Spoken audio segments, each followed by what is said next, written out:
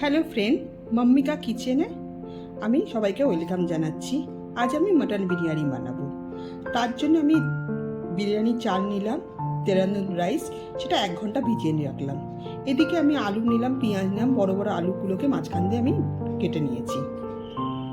Mutton নিয়েছি, মাটনের পিসগুলো একটু বড় বড় রাখতে হবে মাটন বিরিয়ানির জন্য।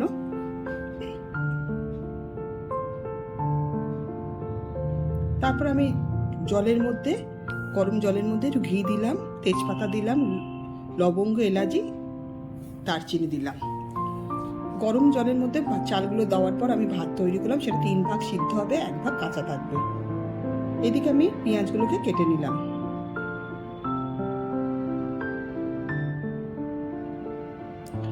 পেঁয়াজগুলোকে কেটে নেওয়ার পর আমি ভেজে রেখে দিলাম। আরেকদিকে আমি আদা রসুন পেঁয়াজ নিলাম, সেটাকে আমি বেটে রেখে দিলাম। গরম জলের কুকারের মধ্যে আমি ঘি দিলাম, গরম মশলা দিলাম, পেঁয়াজ আদা রসুন বাটাটা দিয়ে দিলাম, মাংসগুলো দিলাম, তারপর গোলাপ জল দিলাম, একটু দই দিলাম, লঙ্কার গুঁড়ো দিলাম, নুন দিলাম, হলুদ দিলাম,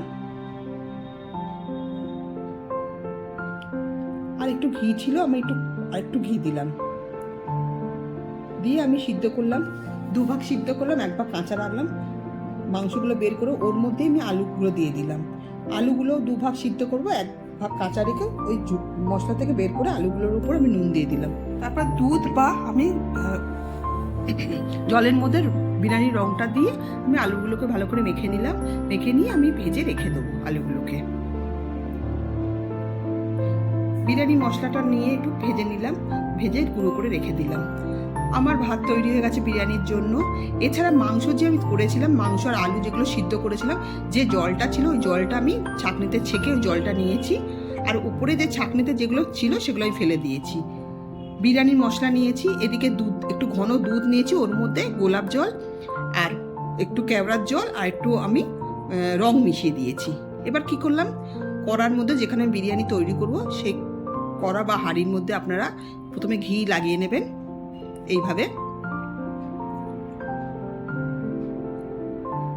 তারপর আলু আর মাংস দিয়ে দেবেন।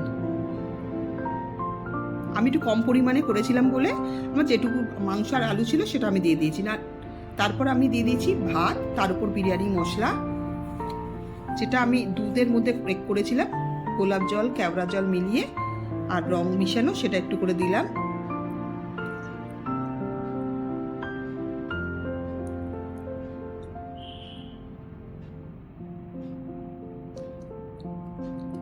একটু নুন দিয়ে দিলাম।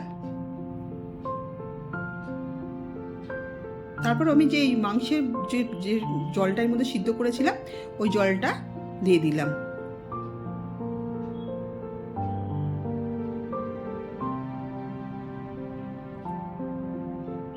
তারপর পেঁয়াজগুলো দিয়ে দিলাম, সাজিয়ে একটু একটু করে পেঁয়াজ দিলাম। তারপর আবার আমি ভাত দিলাম। যদি আপনার কাছে আলু বা মাংস থাকে সেটা আগে দিয়ে দেবেন, তারপর ভাত দেবেন। ভাত দেওয়ার পর বিরিয়ানি মশলা দিলেন, সেভাবে আগের মতোই রংটা দিলেন। দুধটাকে একটু ঘন করে রেখে দিতে হবে, ওর মধ্যেই রংটা গোলাপ জল আর কেওড়া জল মিশাবেন। তারপর ওই মাংসের জলটাও দিয়ে দিলাম, পেঁয়াজ দিয়ে দিলাম, নুন দিয়ে দিলাম, দিয়ে আমি ওটা ঢেকে দেবো নিচু আছে। তার উপর ঘিও দিয়ে দিয়েছি। নিচু আছে আমি 40 মিনিট আমি নিচু আছে গ্যাসে রাখবো। প্রথম 5 মিনিট একটু উঁচু আছে রাখবো, তারপর আমি নিচু আঁচ করব। 40 মিনিট আমি গ্যাসে রাখার পর আমি ঢেকে বন্ধ করে দেবো গ্যাসটা। 5 মিনিট আরও রেখে দেবো এমনি। তারপর আমি খুলে দেখব, একটা দেখবেন সেন্ট বেরাচ্ছে, আর দেখবেন আপনার সমস্ত কিছু গলে গেছে, যেমন আলু মাংস পুরোপুরি। আমার বিরিয়ানি তৈরি হয়ে গেছে। এই বিরিয়ানিটা আমি বিরিয়ানির সঙ্গে স্যালাড খাবো বলে আমি স্যালাডটা কেটে রেখেছিলাম। দেখুন এদিকে মাংস একদম সুন্দর গলে গেছে, আর এটা একটু কাবাব মতো হবে, কেন এটা নিচে থাকে বলে একটু পুড়ে যায়, তাতে খেতেও ভালো লাগে। Thank you. আপনারাও বাড়িতে